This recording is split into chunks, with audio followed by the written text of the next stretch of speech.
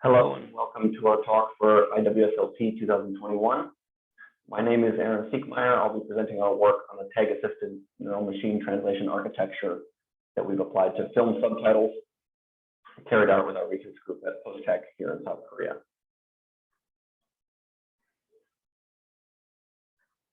So diving right into it, the basic premise is that translation may have issues where the surface form is insufficient, right? Translation systems operate on unannotated surface forms, and these surface forms may be ambiguous. So, for example, in these sentences here, Titanic may refer to the famous ship, maybe a named entity, or it could simply be a common adjective.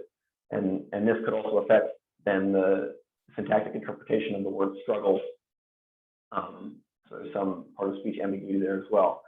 Also, in the second example, Washington unambiguously refers to a named entity, but whether that's a person or a place named after that person could affect then the translation of the word head, where in other languages the metaphorical use of head may be different.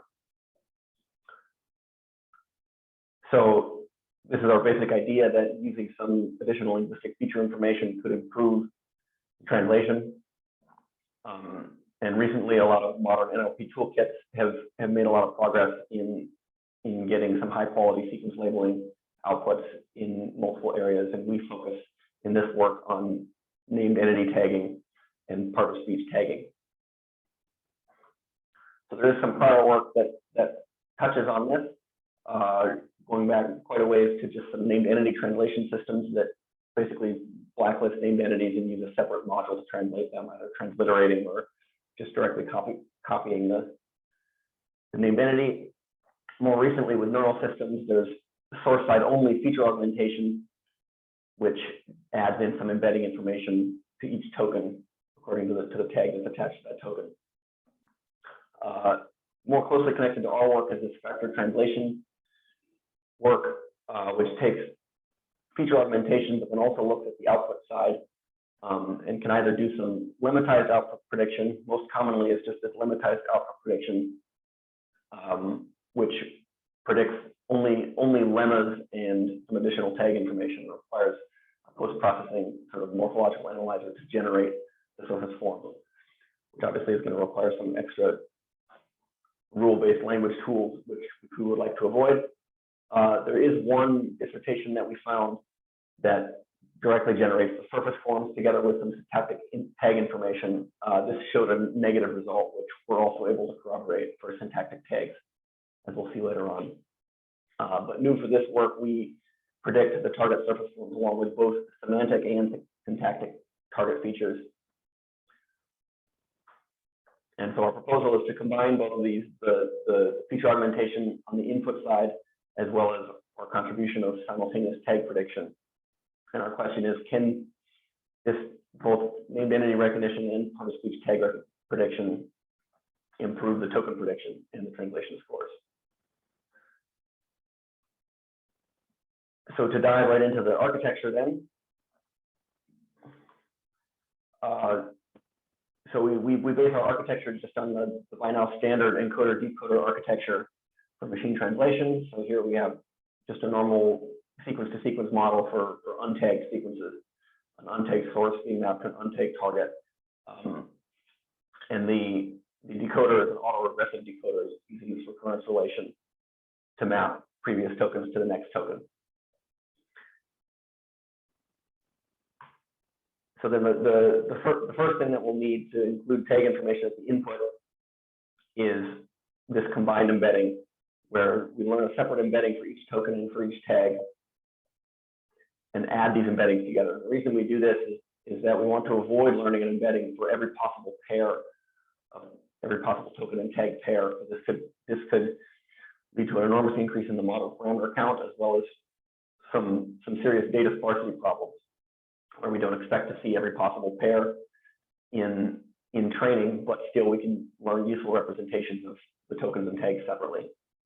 And so then this combined embedding combines that information into a single embedding for the encoder or decoder input.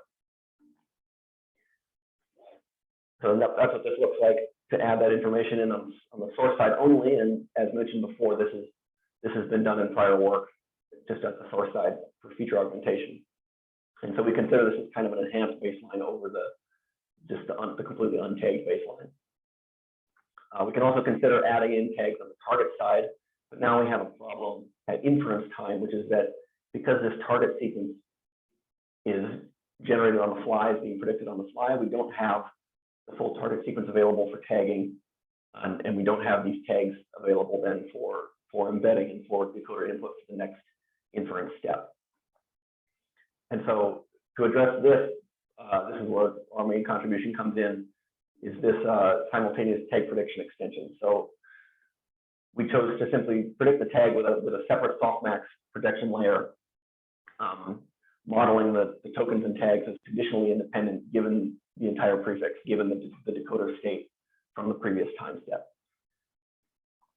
And so we're doing this for two reasons. One is that we hope that, well, one is that we need the tag information to be able to feed back to the next decoder step. But two, we also hope that by encouraging the decoder with this combined loss term to correctly predict the tag, then because there's minimal divergence here between the two projection layers, that the decoder learns some shared state that can correctly predict the tag, and that shared state, that information also helps correctly predict the token. So then that's what this looks like for our overall architecture. Now, of course, it could be pointed out that, you know, how can we expect that the same decoder architecture is going to be able to model token information, which we imagine is, you know, an autoregressively decoded sequence, but then also tag information, which is often modeled using like a conditional random field or a hidden Markov model for most sequence labeling tasks. And so those dependency structures are kind of different, and we might run into problems where the decoder is unable to really make sense of the tag information. And we'll see later on kind of how that plays into the differences between named entity tags and part of speech tags, and the ability for the model to incorporate that information. So then to just look at our data set, we chose some film subtitles data because these were rich in named entities in particular. Part of speech tagging we can perform on just about any data, but for named entities we wanted data that had a larger proportion of named entities. We translate from German to English with these train, valid, and test splits and some length filtering just to clean up the data a little bit. For tagging as a pre-processing step, on both the source and target side, we used just these off-the-shelf pre-trained taggers that have achieved some competitive results on tagging tasks, some gold standard tagging data sets. For named entity tagging, there were 4 named entity classes, including them as begin, inside, outside, span notation, to make a total of 17 named entity tags. And these named entity taggers, the same tagger, multilingual tagger for both languages, tagged about 3% of the words the open subtitle corpus as named entities, and that amounted to about 20% of the sentences containing named entities. And we'll see how this breaks down the test splits later on. And then for part of speech tagging, we used the same universal part of speech tag set, which also happily contains 17 tags. Then for tokenization, for the token vocabularies, we considered 2 possible approaches. First, the most straightforward is word tokenization. Of course, that's going to match the tokenization used by the taggers. And then, of course, the more standard approach now is subword tokenization to achieve an open vocabulary. There's kind of a trade-off between these two that we found. So for the word tokenization, we used these vocabulary sizes for German and English, which of course led to a somewhat considerable 3% unknown word replacement rate. But the upside to this is that we're able to use the one-to-one alignment between tokens and tags that the tagger provides at input. And so all the named entity words remain intact, all the part of speech tags remain intact. But of course, then for rare word classes, such as named entities, we get a much higher than 3% replacement rate. So we get 25 to 30% in both languages of the named entities being replaced by this UNC token. And that's, of course, going to negatively affect performance. On the other hand, for subword tokenization, so now we have an open vocabulary for the subword tokenization experiment. We used a 32,000 word shared vocabulary for both languages. So we've removed this replacement problem completely, but now we're destroying that one-to-one alignment between tokens and tags. So named entity words are split into 1.5 subwords on average, compared to 1.2 for the less rare non-named entity classes. And we'll see later that that's likely to be causing some problems with the subword tokenization performance. It should be noted for subword tokenization, because the alignment between tokens and tags is lost.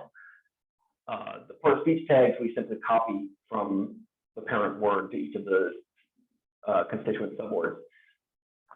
For named entity tagging, we copy the named entity class, but the begin inside outside tags are copied in this way, where the word tag is then copied to these subword tags to preserve that span notation. So then just some training details. We use the base transformer architecture with some pretty standard hyperparameters.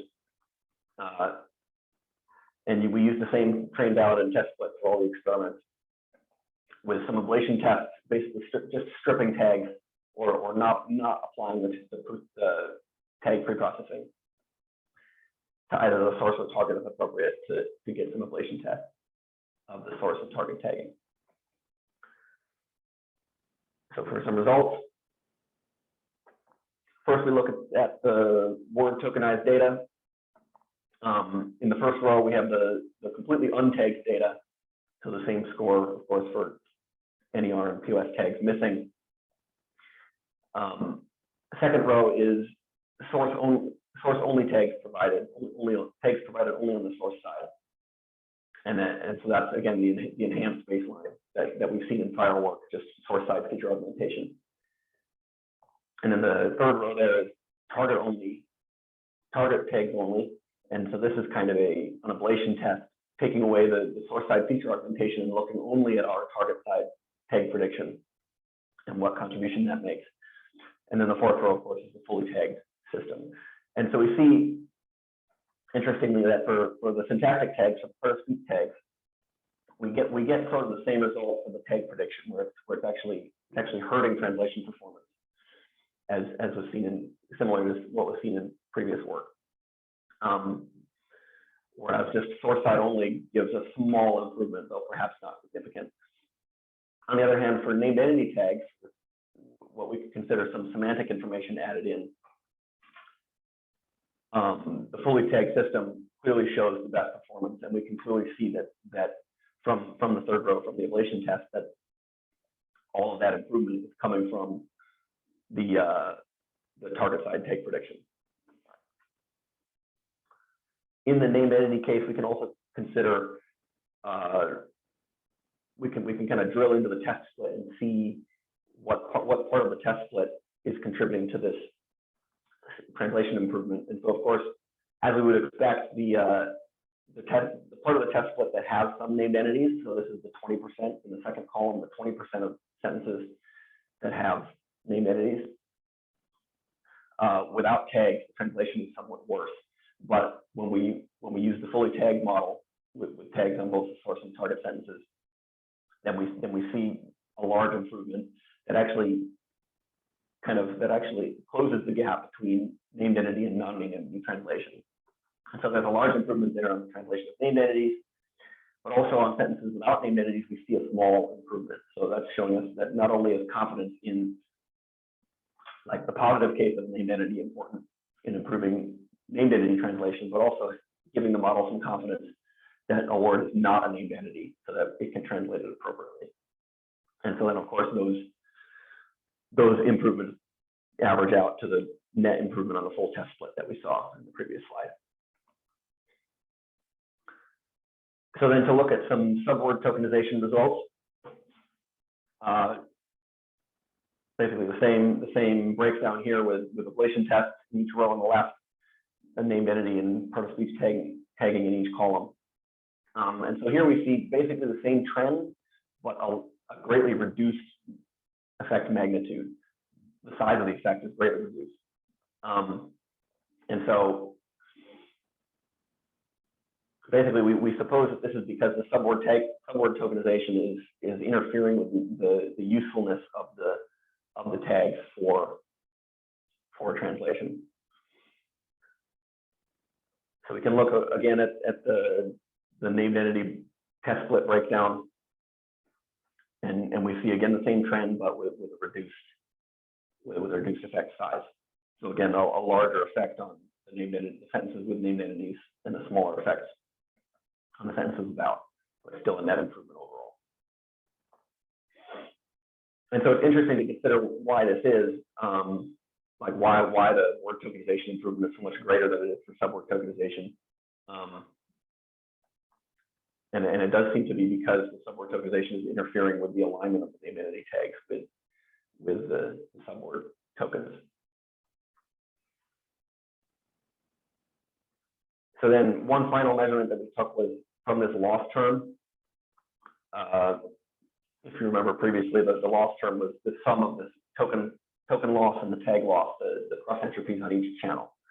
And so we can look at in the final column the total loss in each case, in the untagged case, and then for the ablation test for both named entity and part-of-speech tagging. We can also look at for each channel, we see that even though the overall loss is of course increasing because we're adding information that the model has to consider when we add tags, in the fully tagged case, the token-only cross entropy has consistently decreased for both tag types. And so that's showing that including tag modeling is somehow helping the model to gain some more confidence in the token selection. And so so of course it makes sense that translates to an improvement in the BLEU score for named entity tagging, but why that improvement isn't reflected in part-of-speech tagging is a little less clear. However, if we look at the tag cross entropies, that gives us some nice insights. Basically, that the named entity tagging for tag prediction, it's able to get the cross entropy much lower, and that corresponds to about a complexity of 1.14. So it's very, very confident in which named entity tag it's going to select. And this makes sense because named entity tags have kind of this very simple structure where it's just a binary classification: are we within a named entity span or not? And then a multinomial classification of which type of named entity it is. And there's not a lot of backwards and forwards dependencies there. Whereas for part-of-speech tagging, the cross entropy is considerably higher, and it corresponds to a complexity of about 1.5 or 6, I believe. And so it's actually much closer to being a 50-50 toss-up between one or two, between two different part-of-speech tags, and so that could have a big change on the syntactic structure of the sentence that's being generated. And so this sort of makes sense of our intuition of syntax, which is that we have to know about the whole sentence and sort of where we are in the syntax tree to be able to correctly predict the tag at each position. And so these cross entropy numbers give us some insight into how the part-of-speech tagging is a much more difficult task to incorporate into the model in this way. And so maybe we need a different, maybe the autoregressive decoder is not suitable for this part-of-speech tagging. So to just wrap it up, we found that learning to predict the tags consistently reduced the token complexity in all cases, but this only translated to a BLEU score improvement in the named entity case. This is a BLEU score improvement over the feature augmentation baseline, of course, the prior work that we mentioned. So then, as we mentioned, it appears that the part-of-speech tags appear very difficult to model, and the translation suffers. And it's also interesting to think about why the named entity translation improvement should be so much larger for word tokenization than for subword tokenization. And so we think that the named entity tags are more effective when those tokens are kept intact.